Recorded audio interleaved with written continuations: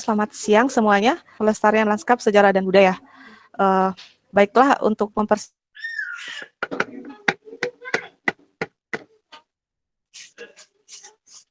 waktu ya, Ibu akan mengabsen terlebih dahulu satu persatu.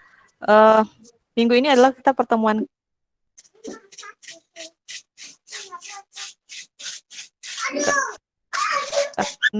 oleh karena itu mohon kehadirannya secara baik. Yang pertama Wilhelminus Bernardus Bisa.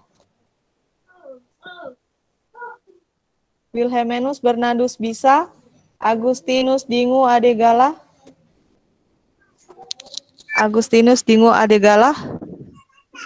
Serasius San Monik Geor, Cesarius San Monik Geor, Asmawati Nasrun,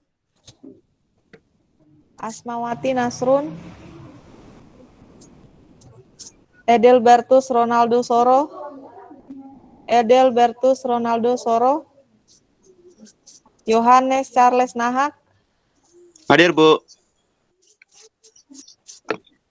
Buhuak Selak,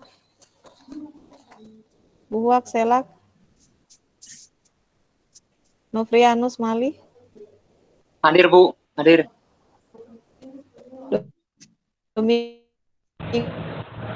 Ada, Bu. Ada, Bu.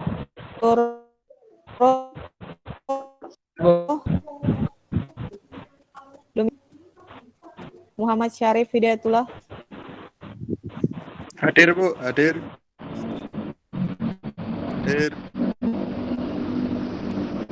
Muhammad Hidayatullah. Andri Argai. Sonia Sandra Alfiana.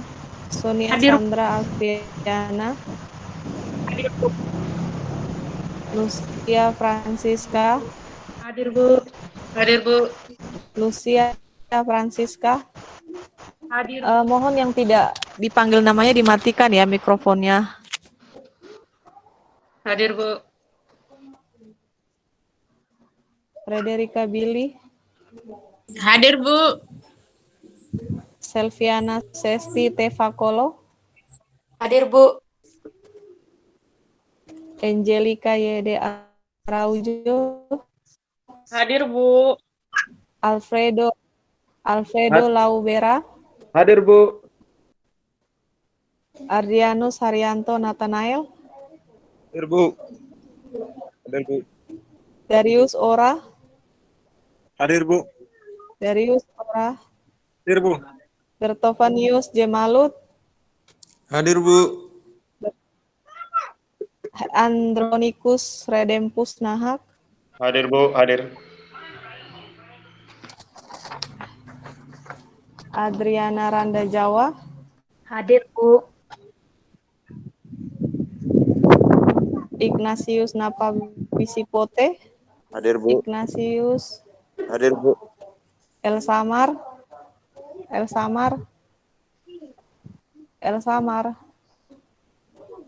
Salvianus Jenkede.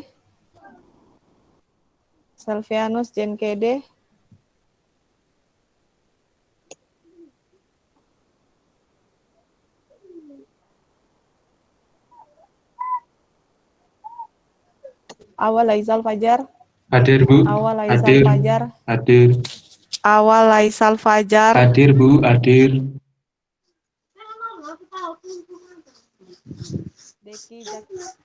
Deki Jakinda. Iya, hadir, Bu. Deki Jakinda. Hadir. Emmanuel. Hadir, Bu.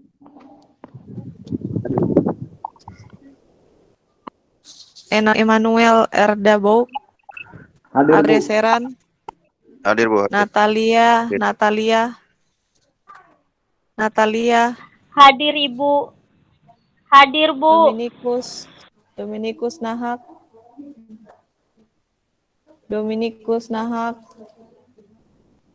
Gardenyo. Hadir, Bu. Ronaldi Kawera. Renaldi Kawera, Katarina. Hadir, Bu. Katarina. Hadir, Bu. Oke. Damika Sander Jawara. Damika Sander. Damika Sander. Setia Lende. Ada Bu, ada. Ada Bu, Setia Lende.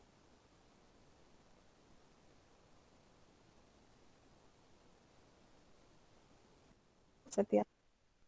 Ada, Setia Lende ada Bu. Renaldi Angelus. Renaldi Angelus. Julia. Hadir, Bu.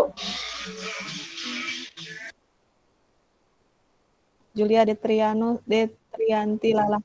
Julia Hadir, Bu. absensinya sudah selesai. Maka selanjutnya Hadir, Bu. kita akan masuk pemaparan materi Bu Asmawati Nasrun untuk hadir. pertemuan ke-6. Ya, sambil menunggu perwakilan, ya. Nanti sebentar absennya yang terlambat tadi dipanggil tidak memberikan suara, nanti di grup WhatsApp ya. Segera. Baik, kita akan masuk ke materi 6. Ibu akan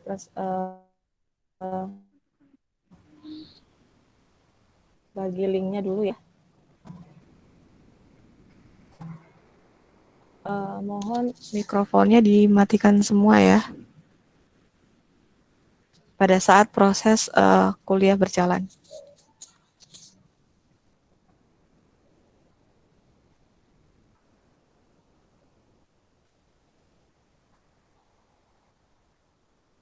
Internetnya agak sedikit terganggu ini.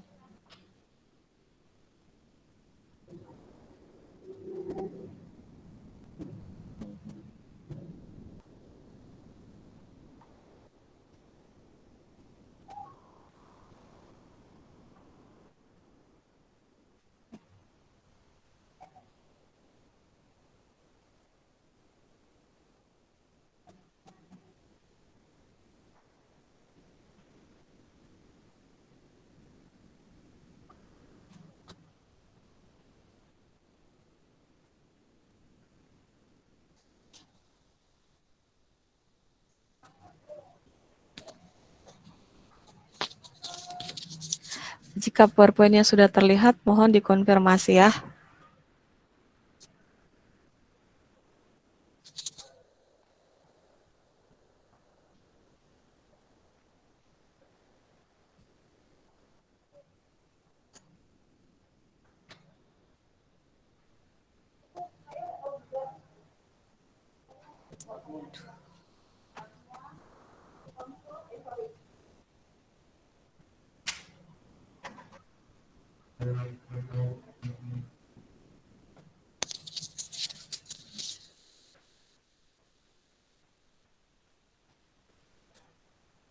Oke, sudah terlihat PowerPoint-nya?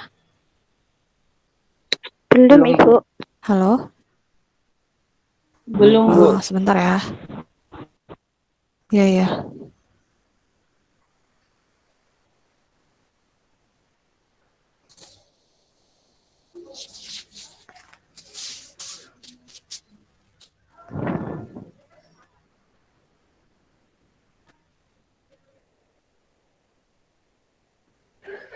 Mohon dimaklumi ya jika agak tersendat karena memang sepertinya internet di kampus agak error seperti minggu lalu ya.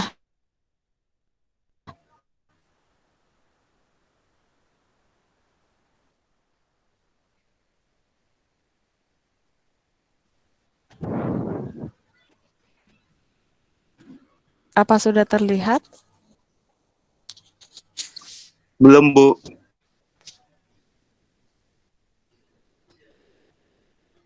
Oke, bersabar ya.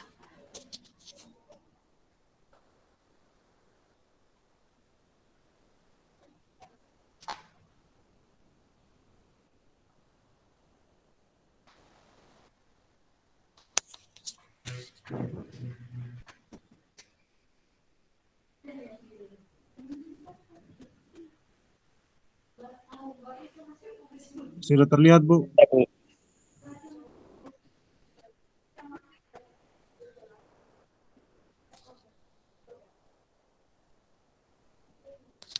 Sudah ya, sudah terlihat ya? Sudah, Bu. Sudah, Bu.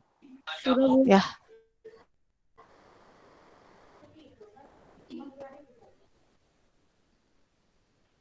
Oke, baik.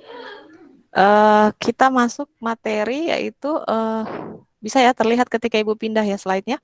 Kita masuk materi ke-6 ya, terkait dengan survei pelestarian lanskap sejarah dan budaya. Nah, ada beberapa tahap yang harus dilakukan ketika melakukan survei untuk kawasan-kawasan yang memiliki nilai sejarah dan budaya. Nah, yang pertama yang dilakukan adalah yaitu survei. Berupa persiapan ya, sebelum kita survei kita melakukan persiapan. Nah, di persiapan ini apa saja ya? Jadi ada persiapan dan sudah turun di lapang ya. Sebelum kita turun di lapang, apa saja yang kita akan persiapkan. Nah, yang pertama adalah identifikasi atau survei tapak berupa lokasinya ya. Lokasinya di mana ya, batasannya di mana saja. Kemudian deskripsi ya, apa menjadi karakter yang menonjolnya apa, kemudian informasi yang tersedia ya berupa karakteristik yang khusus gitu ya. Jadi di dalam nanti ketika Anda melakukan survei ya, walaupun itu hanya praktikum nanti ya tugas yang Ibu berikan, jadi harus mengidentifikasi dulu lokasinya ya, kemudian batasan, kemudian karakter yang menonjol apa, kemudian ada informasi apa saja ya. Nah, di dalam persiapan ini ya, kita harus melakukan desk studi atau berupa perpustakaan. Jadi kita mengunjungi tempat-tempat perpustakaan yang kira-kira mendapat informasi.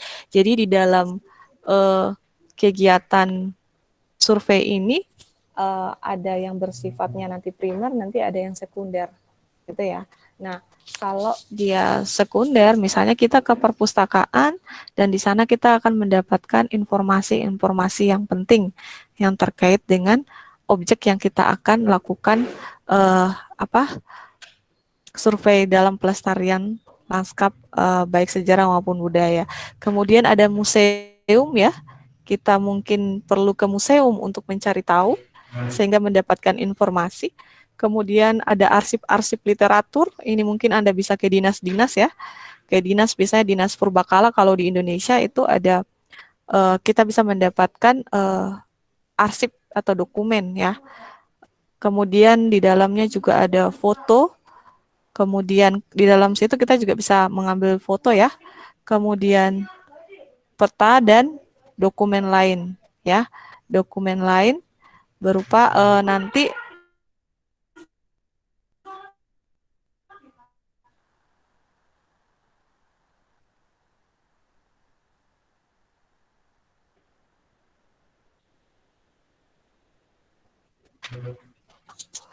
sebentar ya. Kemudian di dalam desk studi ini, jadi Anda nanti bisa memberikan statement gitu ya dari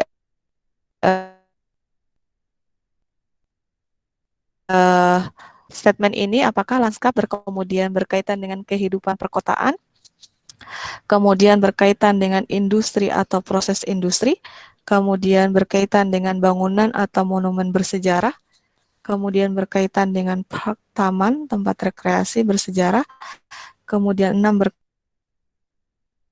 berkaitan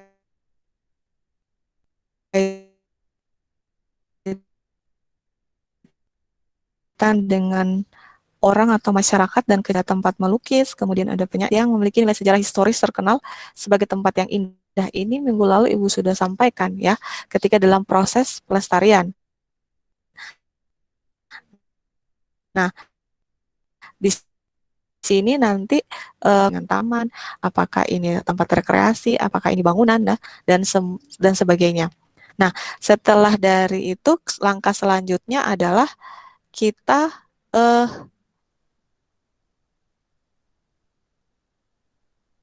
kira-kira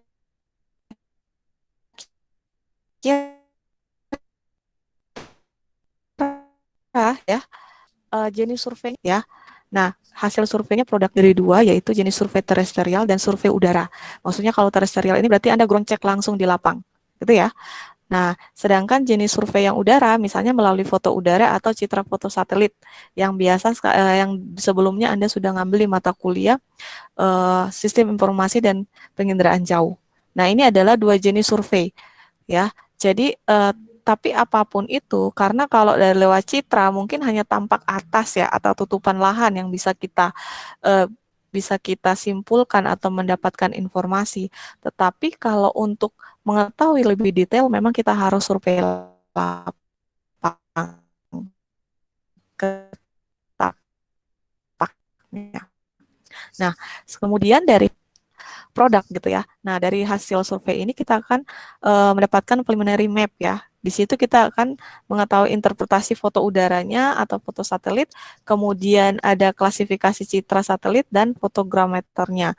Nah, di sini maksudnya hasilnya di sini nanti kita apakah kita mengambil dari misalnya tadi foto satelit tadi, kita akan dapatkan kawasannya gitu ya. Dari kawasan tersebut kita akan bisa identifikasi apakah nanti melalui land cover gitu ya. Kalau lewat land cover nanti kita akan tahu dari segi warna bandnya gitu ya. Di mana misalnya letaknya, apakah di situ pemukiman dan sebagainya. Nah, itu kita harus bisa batasi. Dari hasil itu kita bisa tahu dari batas lokasinya. Ya. Kemudian dan luasannya juga kita bisa tahu. Tetapi di dalam citra satelit ini ada sedikit kekurangan gitu ya. Kekurangannya belum tentu tepat. Nah, karena kita terkait dengan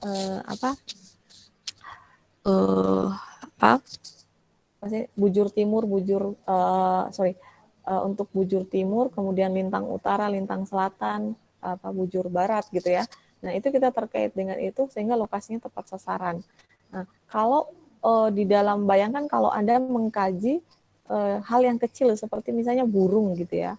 Burung. Anda ingin menggunakan citra satelit gitu ya atau foto citra. Nah, itu tidak bisa hanya lewat lewat foto citra, tetapi emang Anda harus ke lapang ya untuk mengcek ulang apakah dapatkan secara sekunder itu hanya sebatas lokasinya, kemudian tutupan lahannya, kemudian letaknya, gitu ya. Nah, kemudian setelah dari jenis survei dan hasil ini kita akan menetapkan kriteria. Nah, dari kriteria ini apakah batas situsnya di mana, kemudian land use-nya seperti apa. Jadi makanya nanti kalau Anda dapat tugas dari kawasan yang mengandung nilai sejarah dan budaya, Anda harus melihat batas situsnya, kemudian land use-nya apa saja ya di sekitarnya. Kemudian elemen atau struktur bangunan, ya kalau secara detail fondasinya seperti apa, jalur jalannya, pola sirkulasi,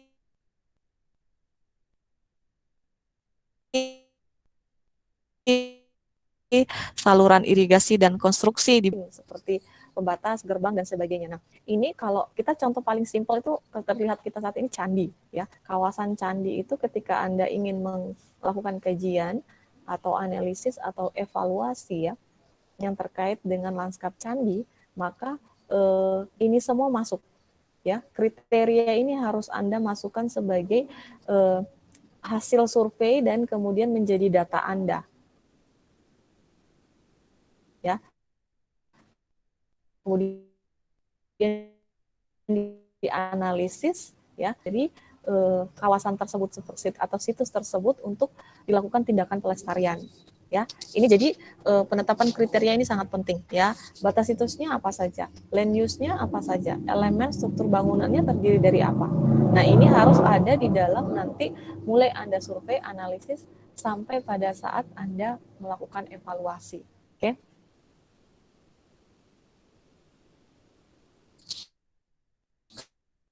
Kemudian ada beberapa teknik ya, ada beberapa teknik sampling di dalam nanti Anda mencari data gitu ya, untuk survei. Nah, yang pertama untuk biofisik ya. Biofisik Anda sudah tahu ya, faktor biofisik, kemudian ada faktor ekologi, kemudian ada faktor sejarah, budaya, dan sebagainya. Nah, kalau kita berbicara kawasan yang memiliki nilai sejarah atau budaya, tentu saja biofisik ini merupakan hal yang penting, gitu ya. Karena di situ kita akan mengambil sebagai unit sampelnya.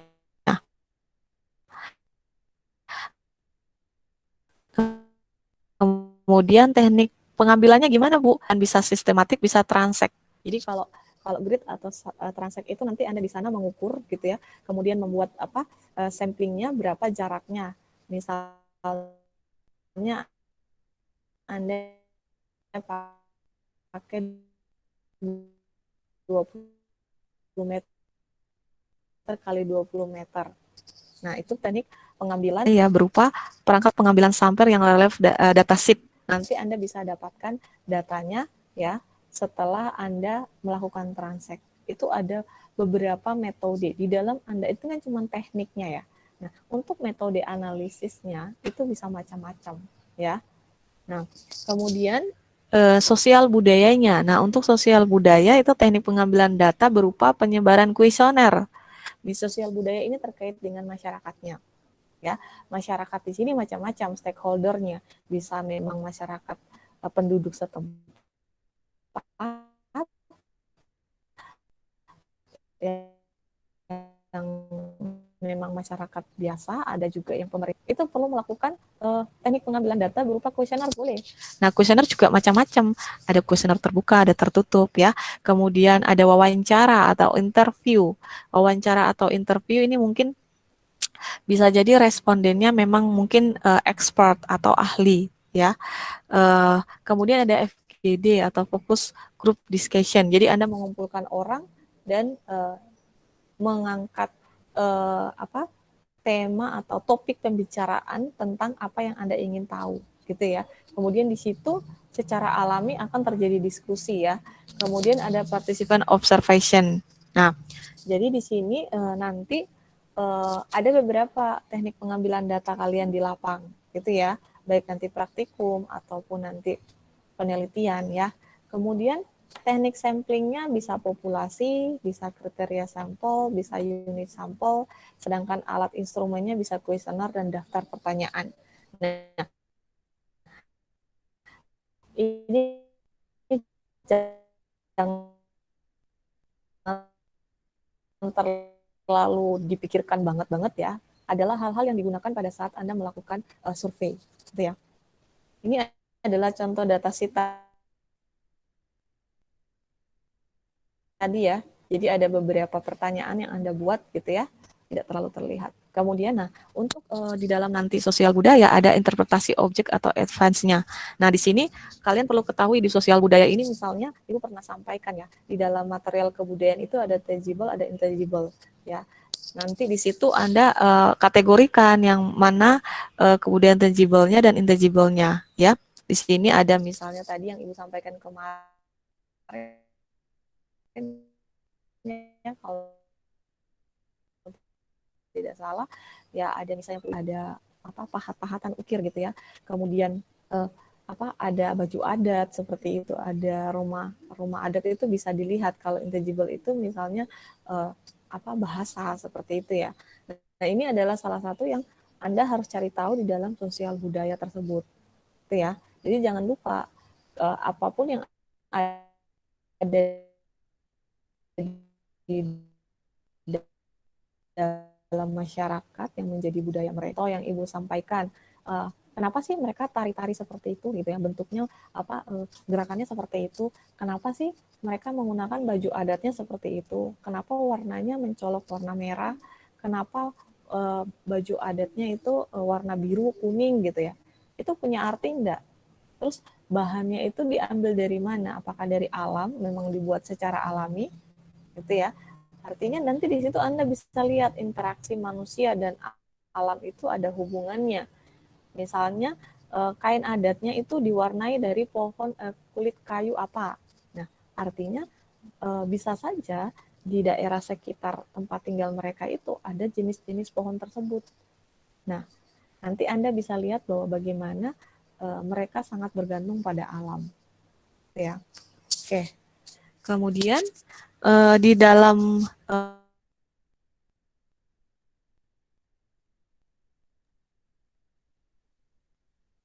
survei ini setelah persiapan maka Anda lakukan ini ya. Ada gambar yang sangat menurut saya menarik ya. Ini adalah tempat di Jawa Barat gitu ya. Ini salah satu tempat atau kawasan yang merupakan megalitikum ya, bebatuan yang memiliki umur yang sangat beribu tahun gitu ya. Dan ini menjadi salah satu situs bersejarah ya bagi masyarakat di daerah Cianjur ini ya. Namanya itu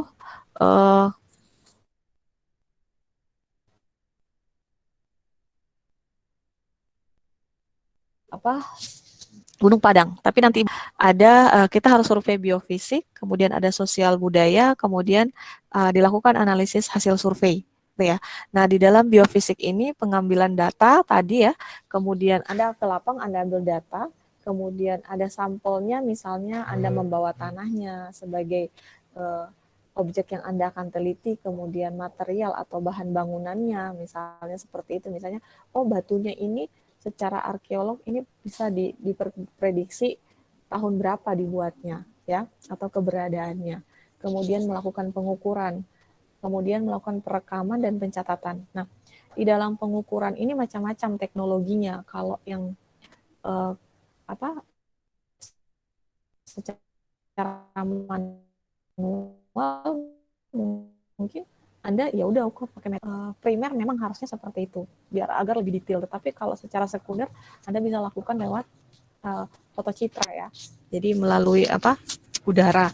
Nah, perekaman misalnya Anda ingin biar Anda tidak lupa, mungkin Anda tidak lama di lokasi situ, Anda perlu lakukan perekaman kondisi existing yang ada di tempat tersebut. Kemudian melakukan pencatatan kira-kira yang menjadi penting. Kalau misalnya di arsitektur landscape Anda ingin membuat sketsa, silakan monggo gitu ya.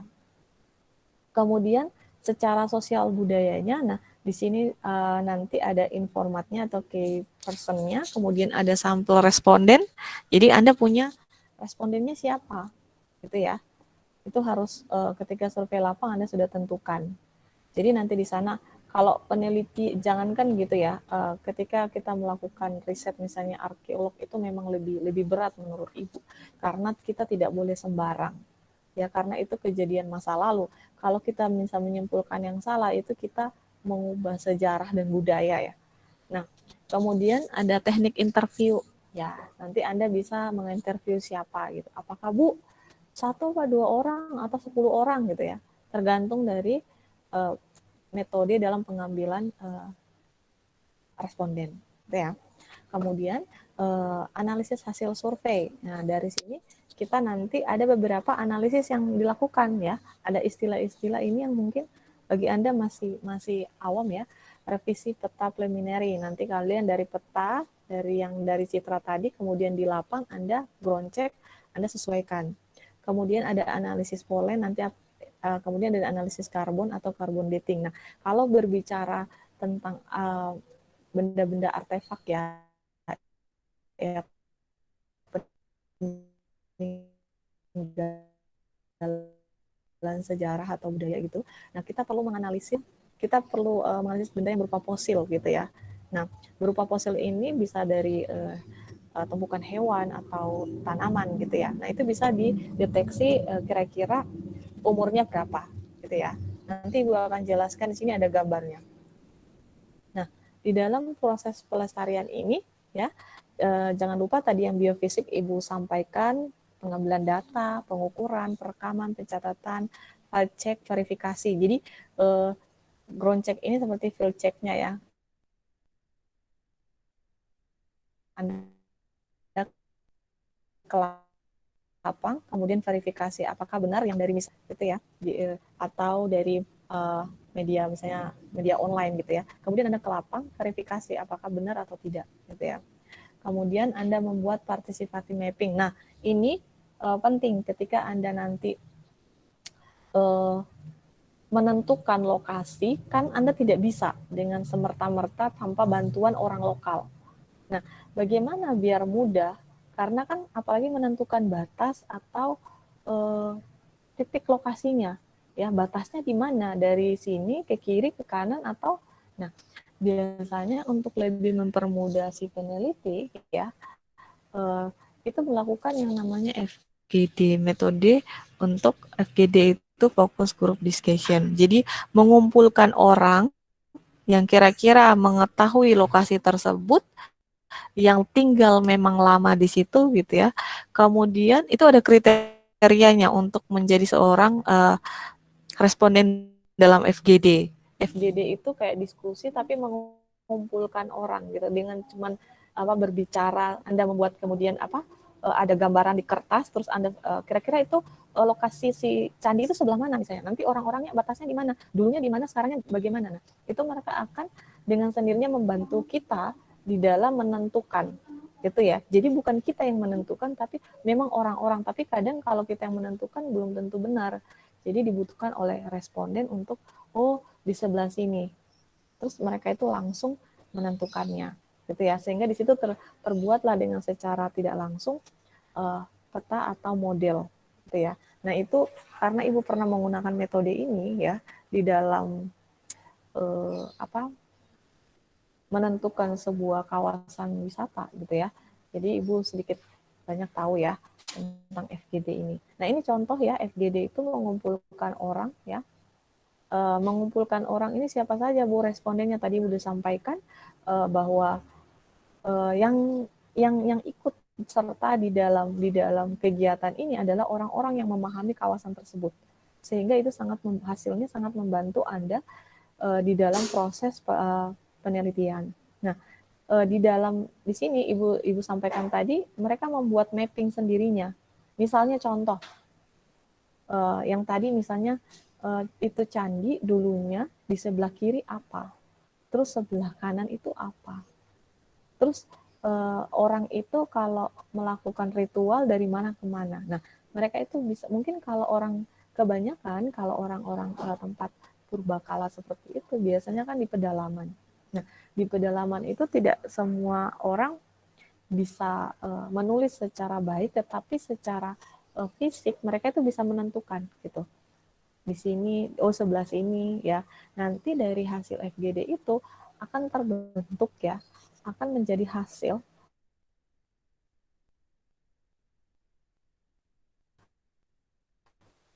survei ya, berupa misalnya pemetaan. Nanti Anda petara dan budaya misalnya. Ada anak yang titip pulang untuk melakukan riset gitu. Nah, Bu, saya tidak bisa menentukan batas peta saya lokasi, tapi saya menggunakan misalnya tetua kampung adat gitu ya, untuk menentukan batas dari situs yang saya akan kaji gitu ya. Nah itu bisa, itu justru sangat membantu sekali ya dibandingkan Anda orang awam terus menentukan batasnya, gitu ya. Oke, nah itu di mana responden sangat membantu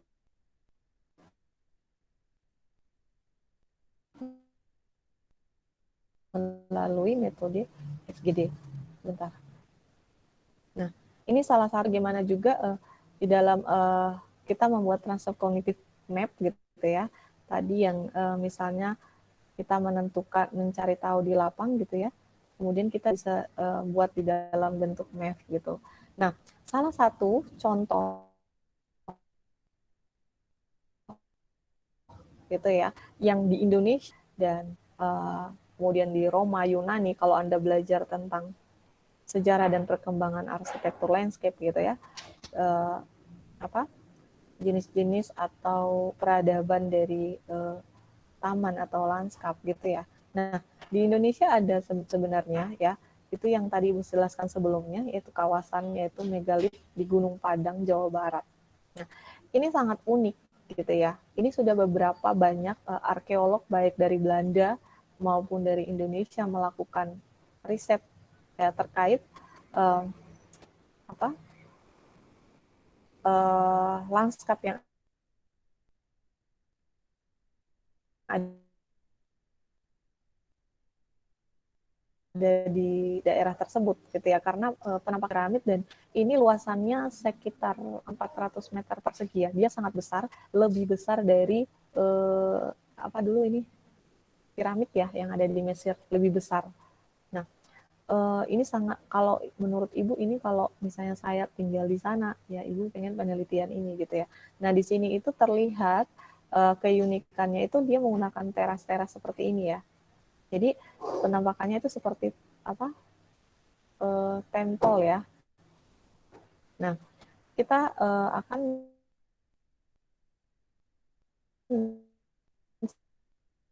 cari tahu sedikit dari Gunung Padang ini. Jadi beberapa banyak cerita penduduk di sana yang mempercayai adanya Gunung Padang. Itu di mana gunung tersebut dianggap sakral gitu ya. Nah, salah satu yang menarik adalah cerita tentang, katanya ini dari cerita rakyat di sana ya, itu serba lima gitu ya, dimana karena Ibu pernah ke Cianjur gitu ya. Nah di sana situs Gunung Padang diapit oleh 5 sungai ya. Kalian tahu kalau sungai di Cianjur itu semua ci itu artinya sungai. Cipanggulan, Sungai Ciwangun ya gitu ya, Cimanggu gitu ya. Nah itu semua adalah artinya sungai gitu ya, makanya Cici gitu ya. Nah, terdapat 5 teras di puncak Gunung Padang. Nah, itu yang tadi saya sampaikan ada 5 ini. Ya, 1, 2, 3, 4, 5 di bawahnya. 1, 2, 3, 4, 5 sampai di atas. Nah, itu maka mereka percaya itu 5 ada dikelilingi atau diapit oleh 5 gunung, teras di puncak bukit Gunung Padang. Nah, kemudian di tiap teras itu dihubungkan oleh 5 anak tangga kecil. Ya, ada tangga kecil, maksudnya setiap naik ke terasnya ada 5 anak tangga gitu. Kemudian ternyata sekitar 90% sudut batu itu adalah segi 5. Nah, kemudian selain itu dikelilingi oleh 5 bukit, yaitu Karuhun, Pasir, dan lain-lain ya. Ini ya, bahasa sana soalnya, di bahasa Sunda gitu ya. Kemudian pasir itu kayak bukit gitu loh maksudnya. Kemudian orientasinya tegak lurus ke 5 gunung ya. Tegak lurus ke 5 gunung, yaitu Gunung Pasir, Gunung Pogor, Gunung Cikencana, Gunung Pangrango. Nah, yang terkenal di Jawa Barat itu Gunung Pangrango.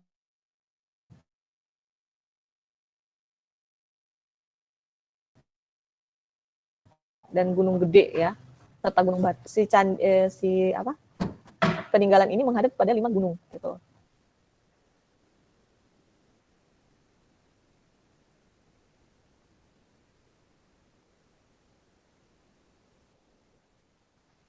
Sorry agak berat ya. Nah ini adalah kalau kita lihat penampangnya perspektif, kemudian ini anak pintu masuknya ya, yang ada anak tangga 5, kemudian ini kita lihat tampak potongan ya, 1, 2, 3, 4 sampai sini ya, ada 5 gitu ya. Nah ini kalau belajar tentang lanskap seperti ini menarik gitu ya, tapi memang butuh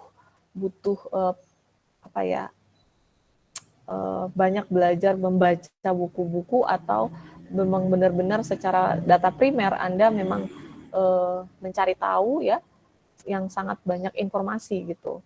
Tapi kalau sudah ada penelitian lanjutan atau sudah ada misalnya Anda sudah punya data sekunder yang cukup mumpuni, ya saya rasa tidak terlalu susah.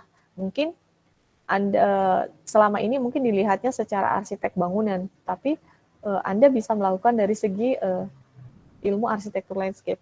Nah, bagaimana gitu ya terjadi misalnya kenapa dan apa sekitarnya daerah sini kenapa dibuat seperti ini gitu ya. Kemudian mungkin berpengaruh dengan masyarakat di sekitar sini gitu ya. Karena di sini jauh dari pemukiman gitu ya. Tapi kenapa ada tempat ini? Apakah mereka untuk sembahyang leluhur atau mereka sebagai kayak semacam buat kerajaan atau tempat berkumpul gitu ya. Nah, ini menurut Ibu sangat menarik gitu ya untuk dicari tahu gitu.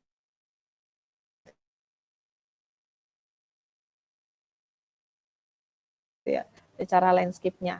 Oke. Kemudian ini agak berat ya karena mungkin internetnya. Nah, ini tadi yang Ibu sampaikan ya, ada tempat ya megalitikum dari Cianjur ini ya, padang gunung ini ya besar ya. Kalau kita lihat ini beberapa ada candi ya, tempel itu ya, tempel atau candi ini di Indonesia maupun di beberapa Asia atau negara lain ya.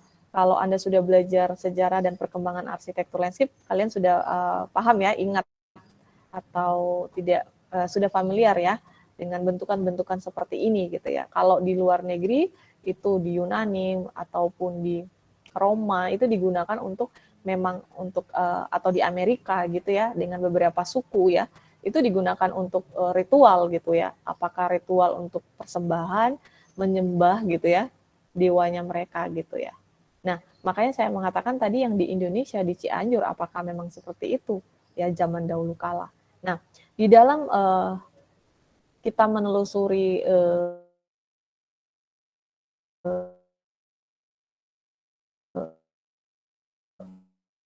peninggalan-peninggalan seperti ini, ada beberapa memang tadi yang Ibu sampaikan metode dan secara arkeolog banyak juga yang digunakan menggunakan ini, analisis pollen atau carbon dating ini. Jadi kita melihat dari tumpukan-tumpukan misalnya hasil organik dari hewan atau tumbuhan yang tertanam di dalam, kemudian karena ini sudah tidak berpengaruh pada sifat fisik kimia tanah gitu, sehingga kita bisa tahu sudah berapa lama atau sudah berapa masa ya. Kemudian di mana ini yang menjadi fosil yang bisa kita telusuri gitu. Nah, kalau untuk arsitektur landscape untuk menilai ini sangat susah. Jadi kita harus melibatkan mungkin ilmu lain, ilmu orang arkeolog atau orang biologi gitu ya, atau orang kimia gitu ya, untuk menganalisis hasil ini. Tapi tidak menjadi halangan. Bisa saja sudah ada yang melakukan sehingga kita hanya membutuhkan datanya. Gitu ya. Nah, ada juga beberapa peninggalan-peninggalan berupa fenomenologi gitu ya. Jadi di dalam misalnya ini contoh ada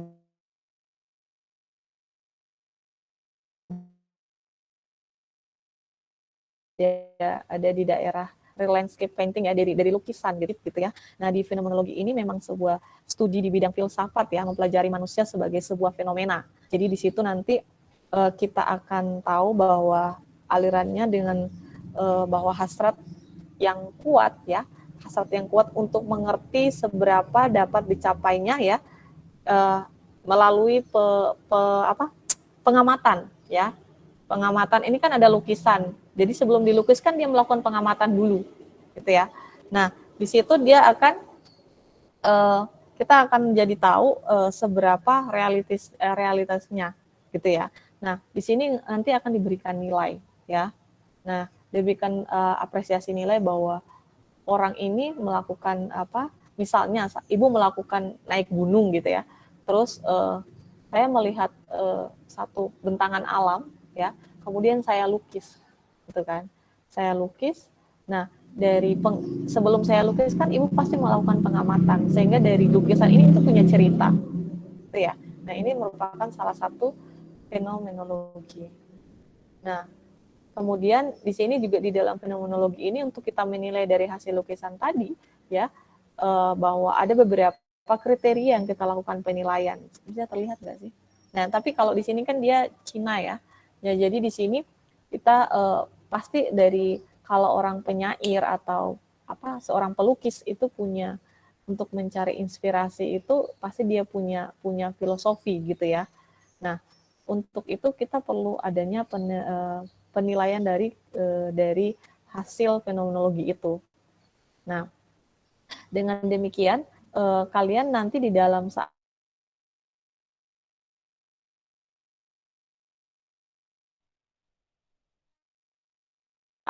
melakukan survei di lapang gitu ya, perlu mempersiap Anda mau kaji gitu ya. Ada tadi tahap persiapannya, kemudian Anda sudah melakukan survei lapang. Jadi nanti misalnya, Bu, saya pengen melakukan kajian misalnya peninggalan yang ada di kampung saya di NTT gitu ya. Nah, misalnya Anda punya pertama dari data sekunder Anda bisa ngambil dari Google Earth gitu ya. Dari Google Earth itu Anda bisa menentukan batasan. Saya rasa kalau Anda memang tinggal di sana dan Anda pernah kunjungi, pasti Anda masih ingat ya, tampaknya seperti apa. Nah, sehingga itu bisa membantu Anda, walaupun Anda ada di Kota Malang ya, Anda bisa mendapatkan informasi gitu ya. Jadi materi hari ini terkait dengan bagaimana survei ya, cara survei di dalam proses pelestarian, gitu ya. Nah, memang Anda akan lebih bisa detail gitu ya ketika Anda memang melakukan riset, emang riset yang sebenarnya, gitu ya. Itu cukup 6 bulan bisa ya. Nah, sehingga nanti dari ternyata Bu untuk melakukan penelitian terkait situs bersejarah atau yang memiliki nilai budaya agak-agak rumit ya. Iya, ya itu benar-benar kamu harus mahasiswa itu atau ibu sendiri pun harus menelusuri, banyak membaca artikel atau buku-buku tentang kawasan tersebut. Kemudian kita ingin konfirmasi atau mengklarifikasi, kita harus ke lapang, bertemu orang yang benar-benar bisa memberikan data, informasi dan akan menjadi data kita, gitu ya. Oke, ada materi hari ini sampai di sini, gitu ya.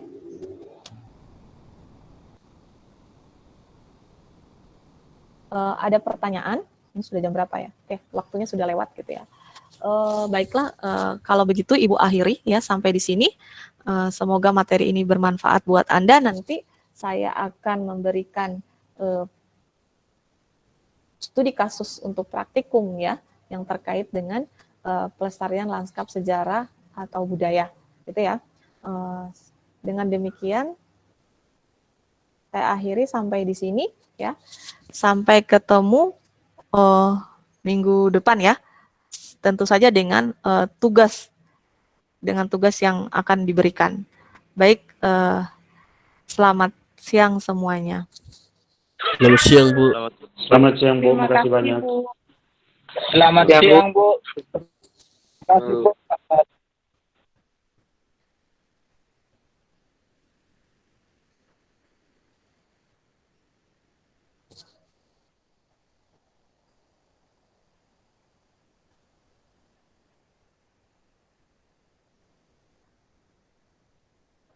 Ini materi juga kalian bisa dapatkan ya